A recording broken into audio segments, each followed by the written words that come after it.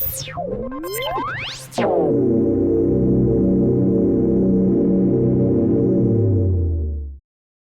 is your weekly report on corruption in the Philippine government.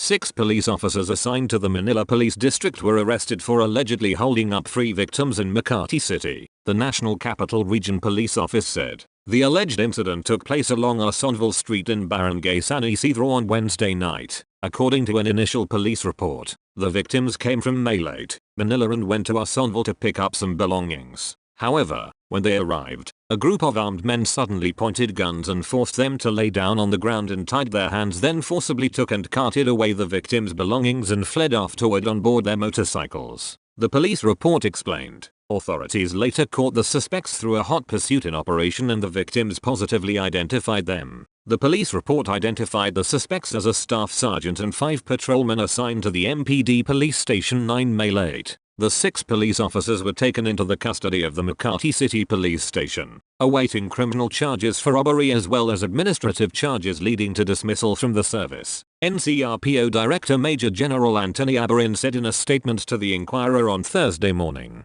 Abarin also confirmed that he relieved the commander of the Maylate Police Station as well as the entirety of the station's drug enforcement unit pending investigation into the 6 officers' alleged hold-up. In an interview in Camp Crame later on Thursday, Abarin said, "They are assigned to the MPD, but they crossed over to Makati, which is another district. We know that if you have a police operation in another district or another station, there must be proper coordination and submit an operational clearance beforehand. In this instance, there was none of that. They had no coordination. They had no operational clearance to operate in the Southern Police District's area of responsibility," he added.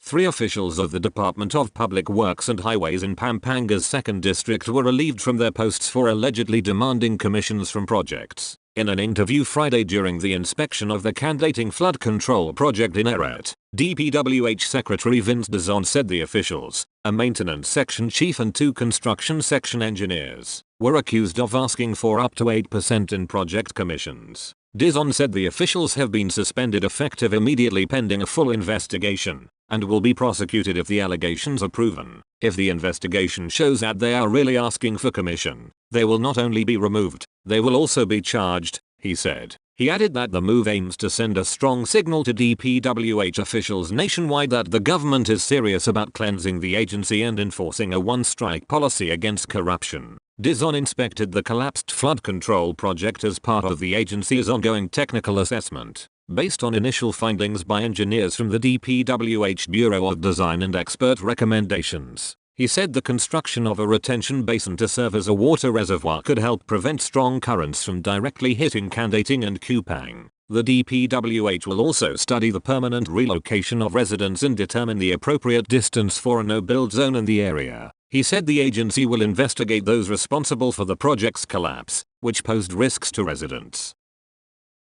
A traffic enforcer from the Manila Traffic and Parking Bureau was immediately dismissed from service an hour after a video showing him allegedly extorting money from a motorist went viral on social media. Manila Mayor Francisco Isko Moreno Domagozo emphasized that the city government is strictly enforcing its one-strike policy against corrupt personnel. The mayor stressed that any city employee found to be involved in corruption will be promptly removed from service, adding that there is no room for dishonesty in the Manila local government. Domagozo also reminded all city employees to remain faithful to their duties and uphold integrity in the performance of their responsibilities. The city government continues to urge the public to report incidents of corruption and abuse to ensure swift action by concerned authorities.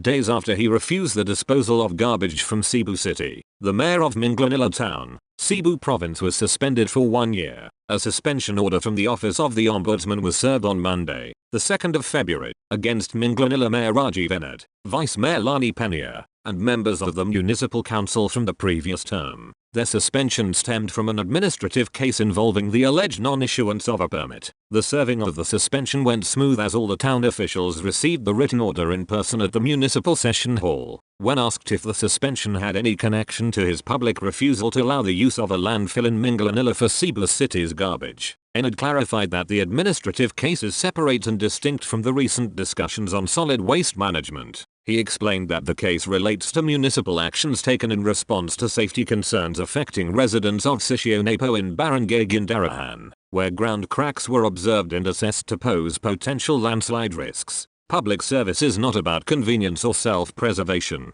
Enid said. It is about making difficult decisions guided by what is right, even when the consequences are personal. My responsibility is to stand by what protects the people I serve and to face these challenges through the proper legal process. The suspension stemmed from a complaint filed several years ago by private entities associated with the operator of the Minglanilla landfill. Local officials noted that multiple similar cases filed by the same group in the past had already been dismissed, with this case being the only remaining unresolved. Enid declined to discuss the merits of the case in detail, stating that the issues involved are now properly addressed through legal channels. He emphasized, however, that the municipal actions cited in the complaint were undertaken in the exercise of regulatory authority and with the primary objective of protecting public safety and the general welfare. Enid was suspended days after he attended an emergency meeting on the 22nd of January at the capital convened by Governor Pambera Cuatro, where officials from the Department of Environment and Natural Resources, including Secretary Rafael Latilla,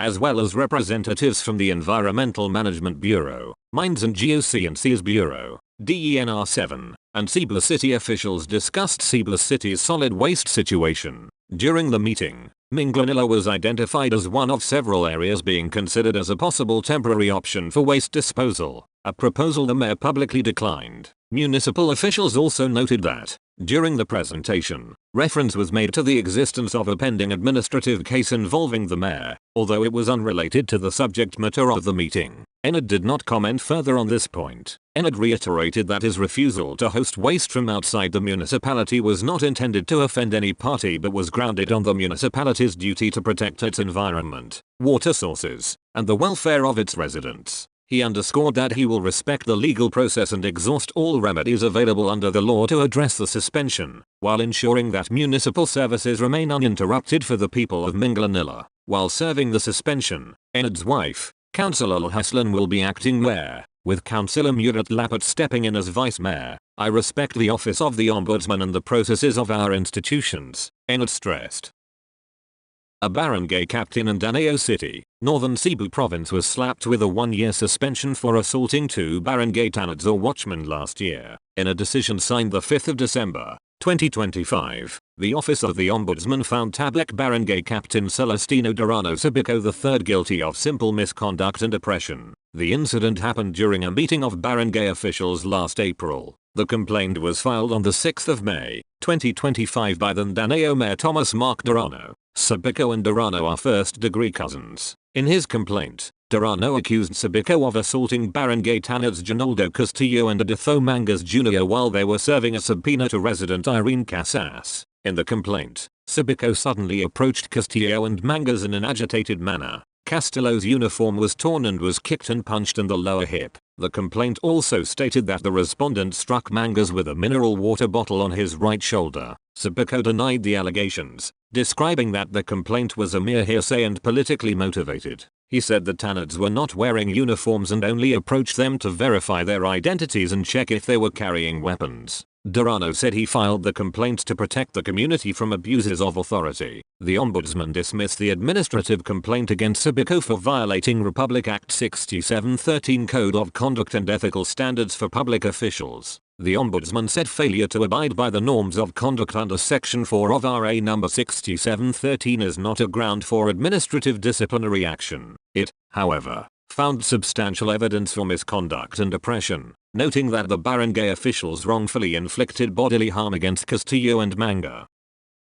Barobo, Surigao del Sur Mayor Renato Martizano, 60, survived an ambush at 4 p.m. on Tuesday, police said. Police Major Alexis Avenido, acting Barobo police chief, said the incident occurred in Barangay Corswagan as the mayor was leaving Sitio Panaraga in Barangay Damat. A car reportedly blocked their path, and gunmen opened fire on Martizano's van. Avenido added that the suspects immediately fled toward San Francisco, Agusan del Sur, An aide of Martizano told a local radio station in San Francisco that the mayor is safe and is being treated at a local hospital. Avenido has ordered a pursuit operation for the suspects and a thorough investigation into the possible motives of the attack. The assassination attempt came barely a week after Martizano ordered the dismantling of equipment used in illegal tunnel mining operations allegedly run by Chinese financiers. That's all for this week. I'll see you next Friday with more stories of corruption and foolishness within the Philippine government.